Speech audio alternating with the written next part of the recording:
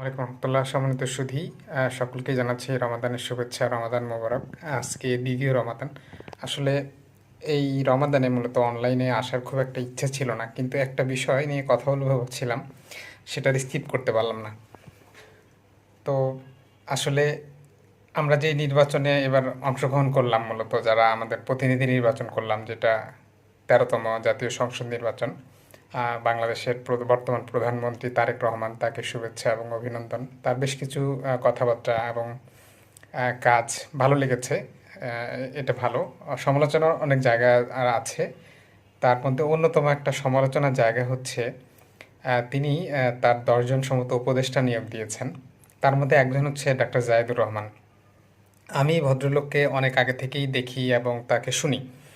আহ, বিশেষ করে গত আওয়ামী রেজিমে তার যে ভূমিকা ছিল, উনি স্পষ্ট ভাষায় কথা বলেছেন, এটার জন্য ওনাকে সাধুবাদ জানাই। কিন্তু দুঃখের বিষয় হচ্ছে যে উনি ইসলামী রাজনীতি এবং ইসলামপন্থীদের ব্যাপারে যে ধরনের মানসিকতা লালন করেন, সেটা একেবারেই দুঃখ এবং হতাশাজনক। এবং এমন একজন লোককে আহ, জনাব তারেক রহমান তার উপদেষ্টা হিসেবে নিয়োগ দিয়েছেন।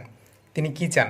তিনি ইসলামপন্থীদের যে আইডিওলজি বেসড রাজনীতি, এটাকে প্রত্যাখ্যান করেন। তিনি এই ইসলামপন্থীদের রাজনীতিকে মোদির রাজনীতির সাথে তুলনা করেন। তো তারা মনে করেন যে ইসলামপন্থীদের বাংলাদেশে রাজনীতি করারই কোনো অধিকার নাই, মানে এই আইডিওলজি বেসড যে রাজনীতি। এবং এটার তিনি ঘোর বিরোধী। তো উনি বলতেছেন যে যারা শরিয়ার কথা বলে, ইসলামের কথা বলে, তারা বাংলাদেশের সংবিধান অনুযায়ী রাজনীতি করার কোনো অধিকারই রাখেন না। এখন এই ধরনের একজন লোককে আপনি কি করেছেন? আপনার উপদেষ্টা করেছেন। আপনাকে রাজনৈতিক বিভিন্ন পরামর্শ হয়তো উনি দিবেন, কারণ উনি একজন রাজনীতি বিশ্লেষক।